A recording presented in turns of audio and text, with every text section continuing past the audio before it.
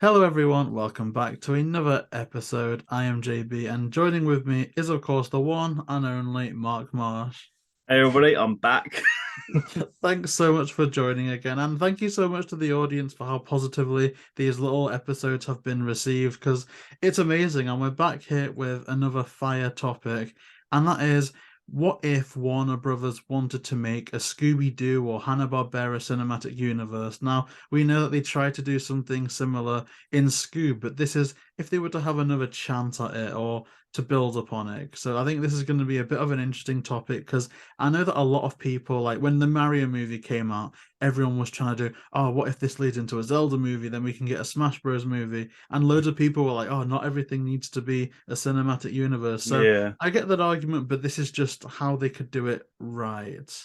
Not necessarily they have to do it, but if they were to do it, let's see what the best way is. yeah, So, because Mark, with do you have any suggestions on well, this or any thoughts? with Scooby Doo, they've done crossovers before with DC and other Hanna Barbera shows, so it's there because anything can be turned into a show and a movie, but it depends how it's executed. So for me, I feel like if they're gonna do the cinematic universe, they have to solely focus on just the Hanna Barbera shows before crossing over with other shows they've done in the past with DC, as then you're gonna get some messed up timelines because essentially we know Scooby Doo takes place in the DC universe because they teamed up with Batman too many times to count. So it's there. And with the Crypto 2 being cancelled, that's another DC with a superhero. So you could say that's still a Batman crossover or a Superman one, how you pick it. So they do the crossover as well. But if they did the Hanna-Barbera Cinematic Universe, it's all about this generation knowing the old shows. So when Yeah. we grew up on the Flintstones, the Jetsons, Yogi Bear, Tom and Jerry, which I love Tom and Jerry. Yeah, okay, we had Dick Dastardly, the wacky races, and even though it's like a short season, it's like one season, but they were long hour episodes. Yeah, I think there's It like a was block yeah, it's of just that. a Yeah. block of all other stuff that together make an hour episode. So we had all of these, whereas now you think about Hanna Barbera, the only real show they produce is just Scooby Doo. Mm. We don't even get anything from Dynamite anymore or the Blue Falcon. We got the Blue Falcon Scooby Doo movie back in 2016, was it? Yeah, that was the Mask of the Blue Falcon. That was a while ago. That was way Yeah, before we were like reintroduced to it. It was a little bit ago. yeah. So they tried bringing a crossover back, but then after that, just nothing. So I feel like if they're gonna do it, they're gonna have to somehow bring these shows to the audiences. I think the best way to do it is to do mashup crossovers with Scooby Doo. So Scooby Doo meets the Flintstones or Scooby Doo meets the Jetsons, just so that way the audience gets used to those characters, and then next year there's a Flintstone series or there's a Jetson series coming out.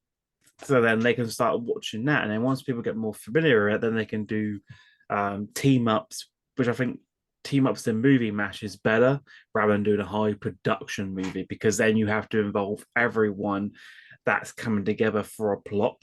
Scoob did it well where they introduced everyone to these old familiar characters like Dick Dastardly and Dynamite being the main villains, Muttley rather being the main villains. We had Dino Mutt was in Dynamite. there with the newest gen Blue Falcon, not the original OG one. So they did that. And then they brought Captain Caveman into the mix. So they had a good sense of introducing people to its audiences because it's not just for the new, it's for the old generation as well, because we grew up watching them. But I think with that, they could have opened up a door where they could have done a Captain Caveman series or a Blue Falcon series because I think that would have been sick seeing the new Blue Falcon. They could call it the new Blue Falcon show for all I care. Like as long as they did something new, they could have done that. They could have done new Captain Caveman. They could have done the Wacky Racers come back with with WWE where they did the second movie where it's basically just like a monster race sort of thing. They could have Yeah, done the that with Speed Wacky Demon. Racers. Yeah, Speed Demons. Ooh. They could have done that with Wacky Racers. with Dick Dastardly making his great return after being defeated, trying to stop the Scooby Doo gang. That's interesting. Because So I feel like I feel like Dick Dastardly and Muttley are pretty much like Team Rocket. They can always a come bit, back. yeah. They can always come back. So And he's a in your master of like disguise. version of that, is it like are they is this like a so when you say like mashups, is it a bit like a DTV almost? So like Scooby Doo meets Courage the Cowardly Yeah, Dog, and then after that, say they'd reboot Courage. yeah. So that way we the audiences get used to them together, and then we get to see the series. And then if they do a theatrical release in the cinema, at least we have the source material to work with to understand, like, okay, we know these characters, we know what we're expecting. And I'm not mean like a big cinema release where they involve every show from Hanna Barbera they release, just certain main point ones, and it could be slightly revealed in the series that leaves some Easter egg clues leading up to the movie reveal on why it's going in that direction. That makes sense. So I say if like there's a that. is it say if there's like a new villain in the new crossover movie, then we probably have to see from Captain Caveman series the reason why that villain's that way to get a bit more context. So it gives the audience a chance to catch up on those shows to get a verdict. So in that version, the DTVs or the smaller movies would be canon to the cinematic movies. In a way, yeah. So they build up the hype. I think that is good. I think Warner Brothers have missed a trick a number of times, like especially with the Courage one, to not use that because obviously Courage has been not off the air as such, but they've not made any new episodes for such a long time. And with Yeah. like Scooby Doo being very popular, like the Courage crossover would have been the perfect reason to bring Courage back. And the fact that they didn't do that is really bizarre. So I think with I that know with idea, it's Courage, pretty most people good. are going to say, oh, because the voice actors have passed away. Even though that is sad, and I do miss the original OG voice actors, I feel like rebooting it, they could at least get a new cast to be Muriel and Eustace. I mean, they Eustace. recast Yeah, Eustace for that. Even Jeff Bergman was Eustace. I think yeah, people like Jeff Bergman. Obviously we've got Marty Grabstein around still as Courage. It is sad about Muriel, but at the same time, I think there's a few people that could be Muriel. You know, you got Candy Milo being the voice of the Granny in Looney Tunes could do it. yeah, Gray Delisle could step into that role. I think it's still possible. yeah. So they can still do it. I feel like that'd be good because it then be good to show courage for the new generation. But it won't be as intense as we've seen courage on the screens because when we saw courage in the 90s, it was mostly dark or early Yeah. 2000s, wherever courage came out. It was it was like spooky.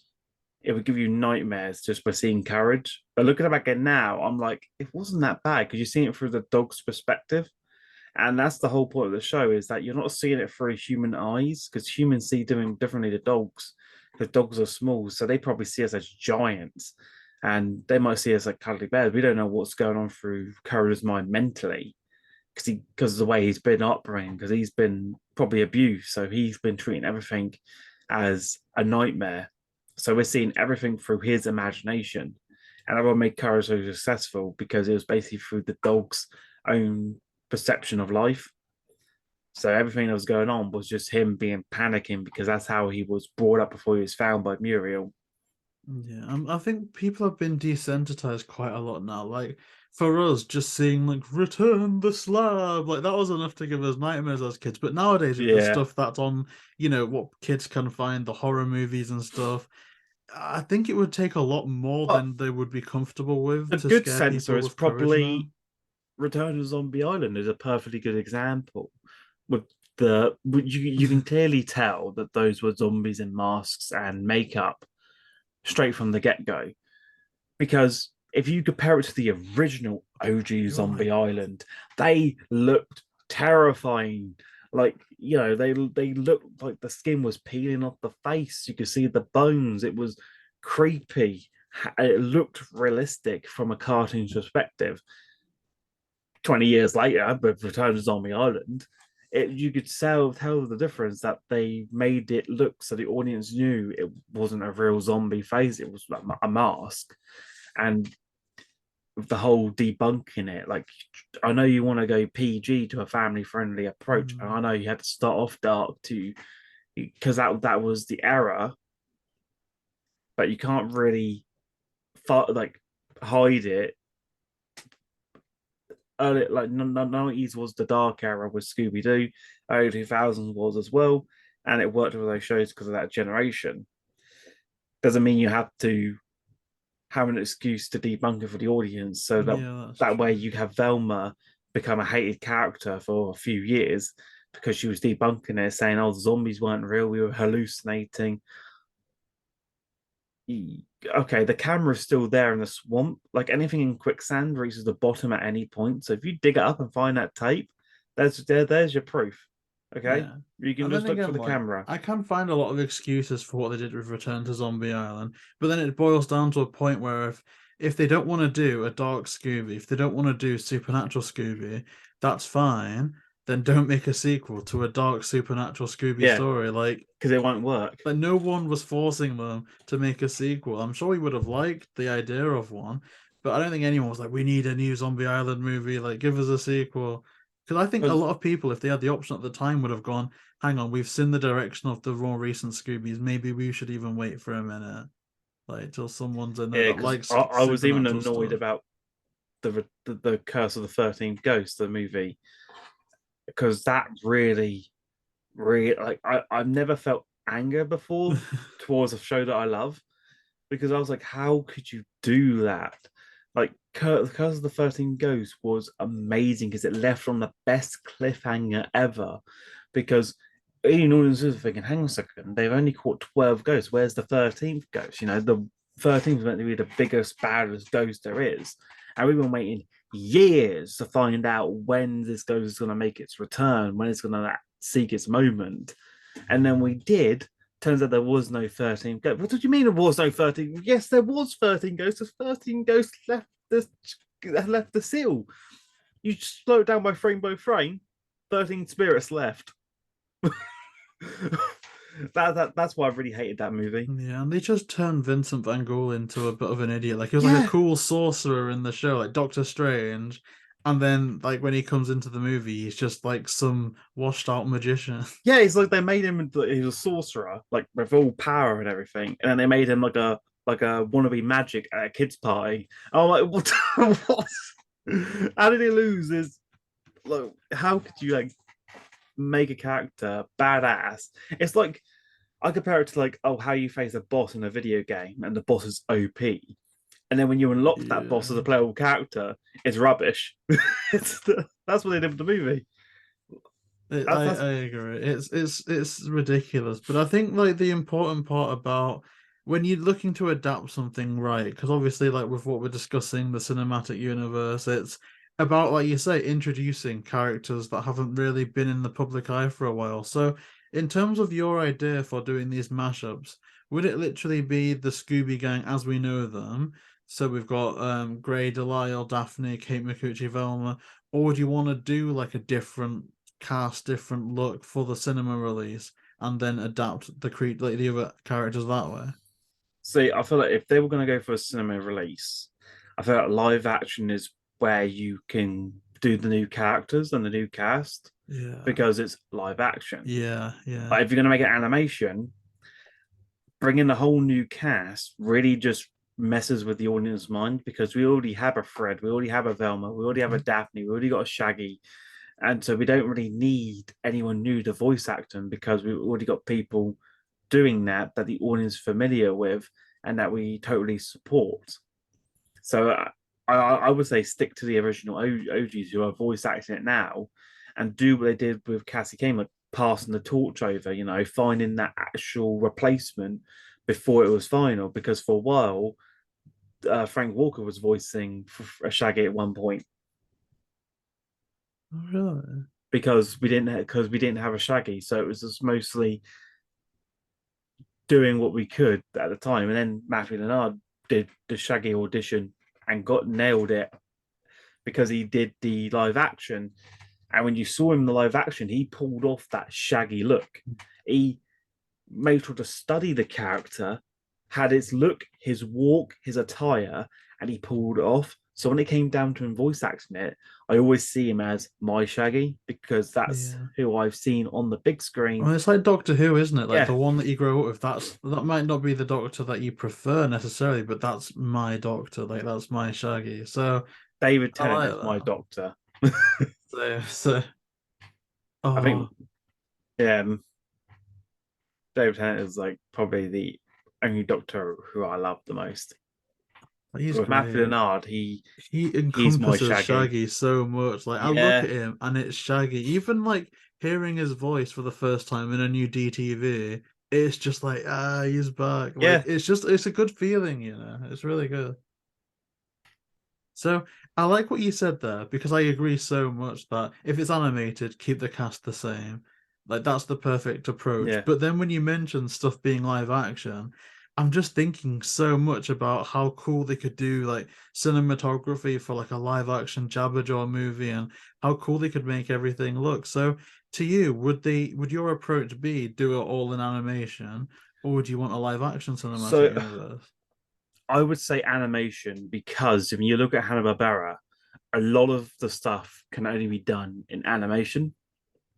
So if we did live action, we would never see a Tom and Jerry live action because it's all done animation. We had that Tom and Jerry movie before, but it was like they were animated into a live world, like Looney Tunes back in action. It works, but you couldn't do that on a theatrical release if the characters are live action and you throw in some cartoons and that because then Yeah. you think you're in Toon World, and Toon World's completely different. That's where Roger Rabbit lives. So it's like you got to really find where the yin and the yang come together. So I say like for cinematic universe, animation is probably the better way to do it because then you can involve all the characters where everything seems normal because they're all animated. There's no live person looking different from all the rest. Yeah, see, my issue is not necessarily with like hyper realistic animals as such. It's just the way that they're doing live action. Even the Disney thing is now like there was like a comparison, like people defending how Flounder and Sebastian looked in the new Little Mermaid because it's like, oh, it's meant to be live action. They're meant to look realistic. But then people have said, well, look at how Sonic looks. Look at even stuff like Alvin and the Chipmunks. They didn't make them look realistic. They tried to adapt how they looked in the cartoons, but to that Yeah, CGI world. So if they were going down like a route of we're going to have a Grey Ape movie and it's going to be like live action, I wouldn't mind that if they actually gave us a CGI looking Grey Ape as opposed to we're going to make a dark and gritty thing. Here's someone that looks like an ape, a real life ape, except there's going to be one frame where he eats a grape and that's the big Easter egg. Like I'd like it to still look, even if it's like animation, CGI, I don't mind as long as they get the look right. yeah, It's the approach more than the method for me, really. because it's just how you're going to execute it. Because there is a lot of Hanna Barbera shows that I don't see them all working in live action format. Maybe if you were going to cross live with animation, you got to really understand that Scooby Doo as a show is animated, not live action. Because then, if you're going to do that, you're then going to have to do a live action Scooby Doo TV series, which I'm surprised they haven't done that yet. Hmm. Because I think that would be a better alternative rather than a live action Scooby Doo direct to video movie. I think they wanted to, like, for The Mystery Begins, but they Because found out that the cost of Scooby would be like ridiculous amounts per episode. yeah, because you can pull it off. If they were going to pull something big, they could have done like Where Are You, but in live action because they've already got the episodes done. So there's no storyboard needed. You just need the cast and then someone to direct it. See, that's Seeing What a Night for a Night in like live action would be sick. Or I guess the issue is maybe this is what Scoob was trying to do. I'm thinking, say if we get a Scooby Doo movie announced and then a Frankenstein Jr. announced the year after, I can see Scooby Doo be doing really, really well. But a lot of people might not tune in for a Frankenstein Jr. or they might Yeah, think it's a horror. And so maybe what Scoob were trying to do is bank on that being successful. So that way, it's if why there they was a Blue changed the Falcon name to movie, Scoob. it's yeah, look, it's Blue Falcon from the Scoob movie. Yeah, So it's tricky, really, because Scooby is definitely a name that could do itself. So is Flintstones, Jetsons. And I don't know if you can put any more in there, like It's like Yogi, if you maybe. did a social experiment and went to kids now, oh, do you remember Wacky Racers? They're like, no, what's that? Do you remember Yogi Bear? No. Or the Jetsons? No. Flintstones, maybe because that still airs on TV. Yeah, I and think maybe, and still. again, even with Yogi, maybe they saw the CGI one. Maybe for Flintstones, Oh the yeah, parents have the DVD. But yeah. So anything else? I'm just like anything else, they need to be reintroduced because back then when shows were being done, there's none of this Netflix, Hulu, and all that streaming sites. It was all on Saturday night TV. Put on the channel 5 and whatever, and then wait until the shows come on. And you're like, look at the TV book. Oh yeah, it's 7:30. It's Yogi Ben. 8:30. It's the Scooby Doo Gang, and I'm like, that's how we used to do it back in the day. We used to buy a book from the shop that used to lead us for 2 weeks, and I used to highlight what shows I wanted to watch, which I was on, and then do it that way. So back then, getting people introduced to shows was easy because all they had to do was make it, produce it, and air it, and then people would still watch it and would get the ratings up. Now it's a lot different because if you're going to make the show, you're going to have to figure a show that's doing really well, like Scooby Doo, and incorporate into that before you do your own standalone series with it, because then people need to have some familiar with the show, and only OG like us were going to watch it, and they're going to do Yeah, it where it's going to cater to a new audience, not for us. So we might look at it thinking this ain't Yogi Bear, remember, but they're aiming it towards the younger new audience that would like that stuff. that's the thing. Like, So a lot of things because is done with the age of time, where back yeah, then it was a lot more things were said and done differently, whereas now there's a lot of censorship. You got to say this, you can't really say that, you got to do this, and it all comes down to like they look at it as the current young generation, not the old. yeah, like it'd be understandable In if with they like changed a bit in for with the the new young, out with the audience. old. But at the same time, it's like then they can't rely on it being nostalgia bait because if they change too much for nostalgia, and they can't bank on nostalgia bait because if we come into it like, oh, I remember Jabba Jaw, and it is a different Jabba Jaw, that might be good for a different audience. But then I feel like you need to make it really, really good, like almost treat it like you are debuting brand new characters in a way, because relying on nostalgia is too risky. And maybe we will like it, but maybe younger audiences won't, and it won't be successful. So it is tricky, and even more so if it's a live action or even if it's just animation for the big screen. Because imagine banking on all that, the amount of movies coming out nowadays, the cost of things going up, it's going to take a lot of good marketing and good trailers to actually get people in to see Jabberjaw the movie, Grey Peep the movie, stuff like that.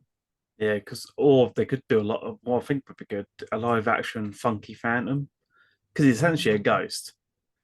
It's not that hard to do CGI ghost.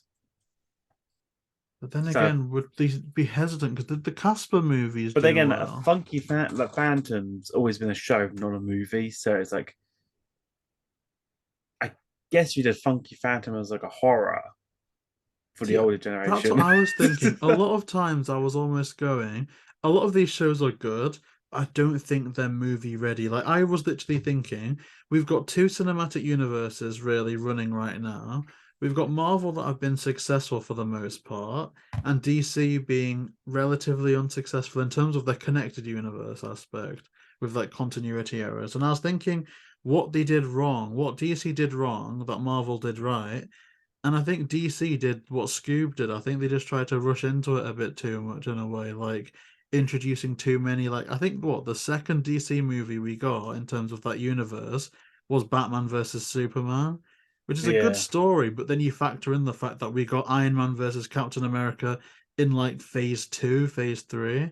So I feel like what they needed to do with this is do the same and wait. And don't forget as well, when Marvel's first started they didn't have Spider-Man or anyone like that, so they had to make sure that B-list and C-list characters they worked really hard to make sure that they were successful enough to continue. So I think even for Hanna-Barbera, the first thing that I suggested was a Johnny Quest movie, and ooh, I think Johnny. that's movie I based haven't seen Johnny Quest in ages. because it's like action, it's adventure, it's a bit of mystery, but ultimately Johnny I Quest is know the perfect they got movie a to Blu-ray make. of that. I swear there's a Are they actually? Blu-ray.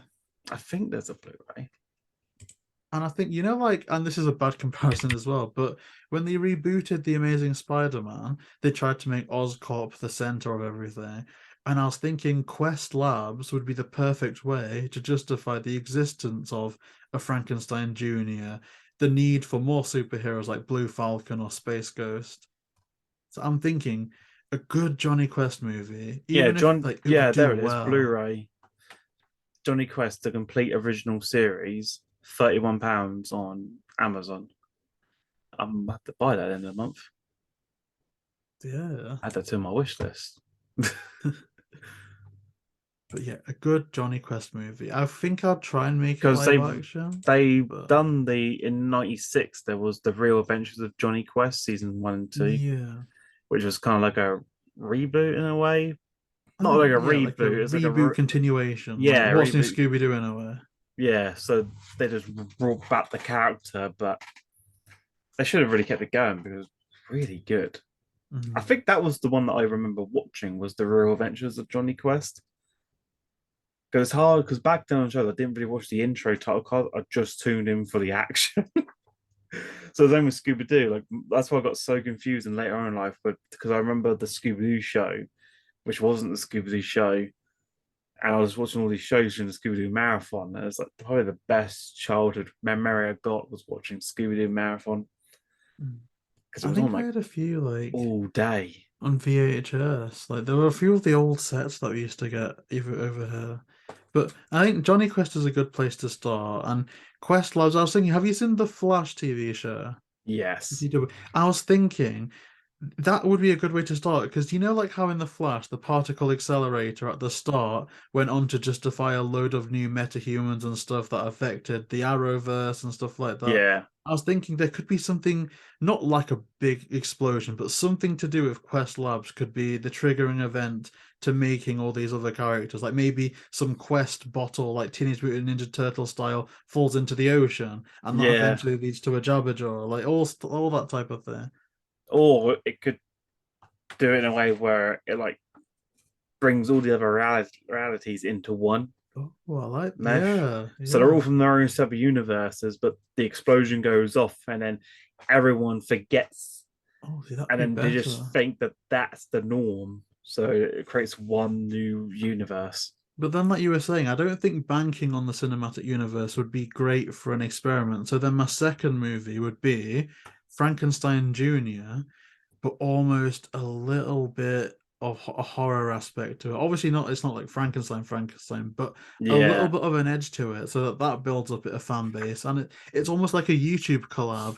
Not every installment needs to factor into one storyline, but have people that are Johnny Quest fans, Frankenstein Jr. fans, so that way it's almost like Glass but done right.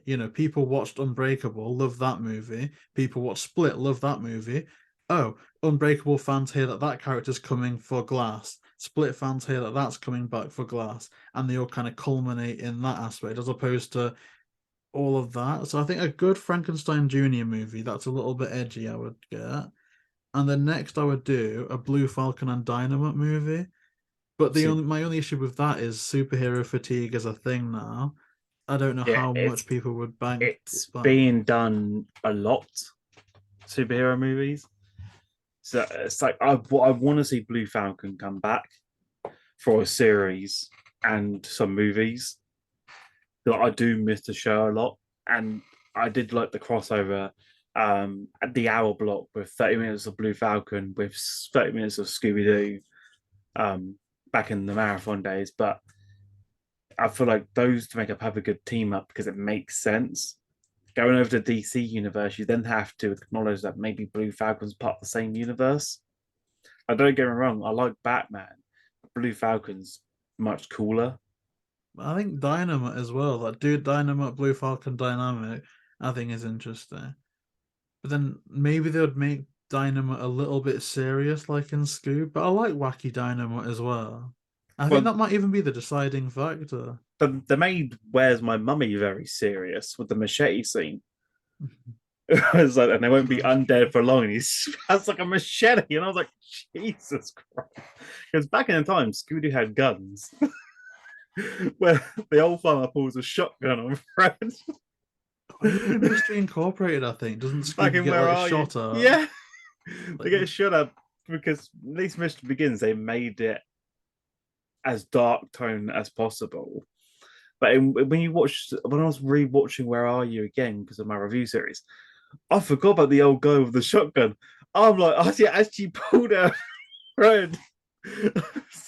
Couldn't get off his property because he thought he was like a news camera crew. It's a Space Kook episode.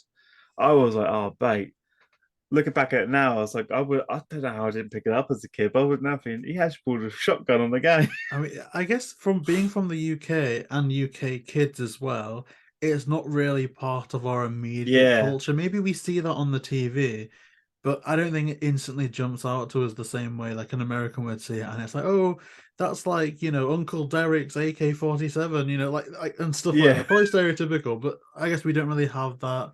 I guess farmers might do, but Farmers do carry shotguns to use to protect um the animals and that because I think because some of them have what they've done now. They do those they put resort things on their lands now, so people can stay there. oh Uh, yeah, yeah. they have to let you know that if you have dogs on make sure they're on the lead because if they run after the farm animals, the farmer may shoot at the dog. It's just sad. I'd be scared. I'd be terrified. But yeah, I guess after the Blue Falcon Dynamite, maybe I'll switch that out for something, or like you say, a mashup. Yeah. I wanted to do a new Scooby Doo movie, live action, basically, because all of these were live action so far, but maybe even like encompass some of the cast that we came up with in some of these debates. So, and I think that making that the third or fourth, that's a guaranteed moneymaker if they do it right. They cast the right people. So Oh, that I'm hoping will solidify the whole universe together. but this is going to be the first year where we haven't had a Scooby Doo release. So far. Last year we only got one, and that was Trick or Treat. And the year before that, we had the standard two. So up until then, it was normal. Then 22 was like, okay, we only had one, and now we got none at all. It's okay. People say, oh, but we had Scoob. It's like, I don't really cast Scoob as direct to video because it's a movie theatrically, so it's held separate. So, well, Scoob was 2020. So, yeah, they had like two 2020. So, I guess that does make sense. 2021, there was two. 22, there was one. Now there's none. Then there's the show as well. Because what do we have this year instead of a show? Um, guess who ended in 21, had nothing 22. And then this year, Was Velma January? I don't know if you want Ve- to count that though. Velma's January this year, but I wouldn't count it Even if because it was good, they it was shouldn't count that. terrible. Even if it was good, they shouldn't count that though, because the No, main audience should be families, kids, general audiences. So even if it was great, they shouldn't downgrade but it's DTV's weird that enactment of that. they class Scooby Doo as the seasonal show. Like Velma is part of the seasonal show as number 14, but it's like it should be its own standard category Hmm. as a streaming Adult service well, yeah, only. either streaming, direct to streaming, or adult animation. Yeah, because you can't get it on Blu-ray or DVD, which is annoying. Because if we type in Velma, I want to see what the rating is now. Um, IMDb. Probably like 0.5 maybe. Jesus Christ,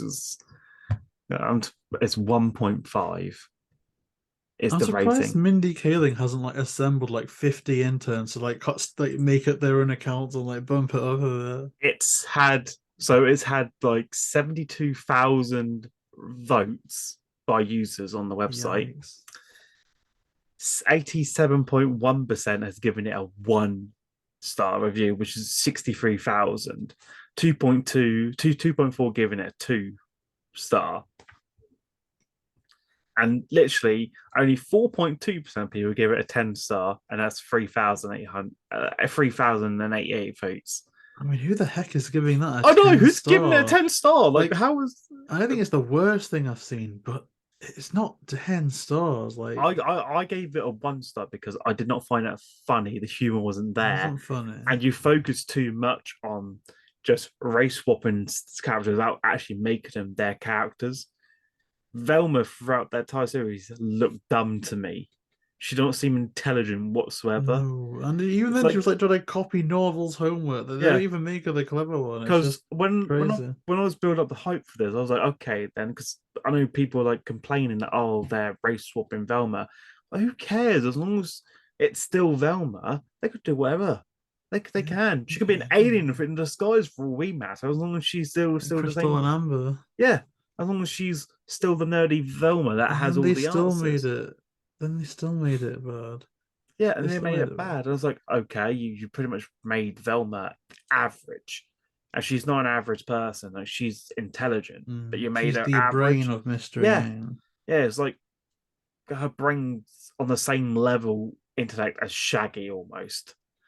And you have Daphne, who doesn't even act like Daphne, feels more like a rebellion goth in my eyes sometimes. And then Fred, I don't know what the hell they were doing with Fred. I was like, I swear you just gave up with the character. Like, okay, let's make Fred weak. Just made him To some the cook. point where he couldn't cook his own, he couldn't cut his steak. I'm thinking, is that how you see Fred? You're trying to make him so weak. Like Fred knows how Because to cut steak. Fred He's used, the okay, steak man. what? Because Fred used to be the leader, he used to tell people about the traps and that. But it's just like Fred that did the traps and that he held the gang together to tell them what to do. But Velma was the brains in solving the mystery. So they all worked together to try and solve the crime. So Fred's main purpose was to keep the gang safe and build the trap. Shaggy and Scooby were the bait because they're the fastest out of the two, which means no one can catch them, which makes sense. You got a dog running on four legs and they run fast on four legs. Shaggy's keeping up with Scooby. So you got to understand, if you've seen a dog run, keeping up with them, it's very hard because they don't try. Dogs do. They just run normally, think they're having a game. But if they want to hunt you, mate, you're not even going to get fast. So Shaggy keeping up with Scooby makes sense. They're the bait. Yeah, I think that's what they need to get right, and I think that a lot of our fan casts that we did for Daphne in like the last one, I think they would all be good for the live action Scooby that they should do. And then I want them, and again, I didn't have a different name for this. I'm sure there's other team ups and they can do a different name, but the essence of my one at the end, my Avengers equivalent, will be a Falcon Force movie where hopefully they all managed to team up so far a bit like the Avengers, because I'm thinking they all maybe track every problem that they've all had back to Quest Labs. They all go there. And it's a bit, this is controversial, so I'm not solidifying this, but a bit like how Scrappy was the villain in the 2002 movie. Yeah. People like that, people hate that, whatever. I almost wanted to do a twist where Benton Quest, Johnny's dad, is the villain, but then maybe do a post-credit scene which maybe shows him working with Doctor Zin, and so it could be almost like a Richard Parker lizard type situation where one corrupts the other or something. So that's what I was going for, but maybe it's not all it seems. And then from there, like I don't go through a whole entire like phase 5 thing, but in terms of going forward, I just think every kind of block they should do a different type of villain. So obviously with the whole Quest Labs, the shady side of Quest being for phase 1, phase 2, I'm thinking they have a Johnny Quest 2 and introduce Sylvester Sneakley as either the Quest family lawyer or even retcon him a bit and make him a butler, but then he has his adventure, a Jabberjaw movie, Scooby Doo 2, Blue Falcon Dynamite 2, and then I think what would be an interesting departure, a bit like how Frankenstein Jr. was in my first one, a Penelope Pit Stop movie, I think would be interesting. Because that would be completely different to what we've seen. If we're like combating things like superhero fatigue, this is quite different, really. Yeah, because I was thinking how could they incorporate the Flintstones because See, of that's the tricky time because of the period. But then time. I found out by, so you remember Journey to Center of the Earth, where they traveled to Center of the Earth Have and everything they? was prehistoric. Oh, Maybe some of that where they fall that's down a good. hole and they enter an area undiscovered below the surface of man, and it's literally the Flintstones realm. See, that's good as well because there's a theory as well that the Flintstones and the Jetsons take place at the same time. It's just one's really poor, one's really rich. They could almost use that as a reason to get the Jetsons in. And obviously, if they're underground, there's going to be some weird sky thing because they're not going to fly around and still be underground necessarily. But Yeah, they could do something like that, or even like a Mario Warp type there. Like, yeah. oh, I So like that it a could. lot because I didn't put the Flintstones in here just because I was thinking you were either going to have the Flintstones or the Jetsons, and neither really makes Yeah, because sense. I couldn't think about it. Then I was Mm. watching Journey to the Earth, and I'm thinking they could do it that way, Or where they even like a just pocket world, like Captain Caveman lives in a bit of yeah like a pocket atmosphere in Scoob. They could almost have like other little pocket atmospheres, like Orbit City, or even space. In all or what they honesty, could like have done with Captain Caveman is found him frozen in a block of ice. So he's been around like thousands of like millions of years ago, and they find him in a block of ice, they melt him, and he thinks he's in the modern world. That's how they could have introduced him to Scooby Doo, is that they found him in a block of ice. Then he's exploring the world. Then he finds his team, Charlie's Angels, as I like to call them, because that's essentially what they are. But I feel like that would have been more of a badass in a Captain Caveman series to that's a see. great story, though. I mean, it's a bit like you'd expect it, kind of, but then it's like Yeah. he could be the Captain America of that group. Like he's thawed from ice. You give him a fish out of water story, but then ultimately integrate him. That would be good. See, I regret not having that in now. But I was thinking Penelope Pitstop, the villain could be Hooded Claw, who of course Sylvester Sneakley, and then you can have Falcon Force versus the Hooded Claw with a Doctor's in post credit scene, and then go through phase three. Villain of Falcon Force 3 is finally Doctor's in. Or That's the how I the do it. villains from Shaggy and Scooby Doo get a clue. Oh, see, I like them though. Like, because I'm not because they mad haven't on the made an series, but appearance those two since were fun. Like, 2008. and all the agents as well. So just think of them those coming back as like nostalgia as villains, and their main focus is revenge and Shaggy and Scooby. But they do it in like other shows. They end up being, let's say for example, they try to make their revenge on Shaggy, but they end up fighting Blue Falcon. I'd like that. I think there's a lot of things they could do. I think there's a lot of things they could do, and I And a think bit like what DC, where they got the Legion of Superheroes and then the Legion of Doom, it's pretty much the Legion of Doom in the Scooby Verse, where it's all the villains on the Scooby, like Scooby Doo 2, where they had that villains club with all the oh, the villains. faux That's yeah, ghosts. yeah, with all the villains that the gangs unmasked. They could do that in the Hanna Barbera universe, where it's all the villains from each of the shows all working together and doing a swap. So what the Joker did with Lex Luthor, like Joker took on Superman and Lex took on Batman. They can take on their other enemies to make it more of a different team up. So team up of villains. That would be cool. Oh, you could have like imagine that. They Because could have like a I tar always monster love the versus Johnny villains. Quest.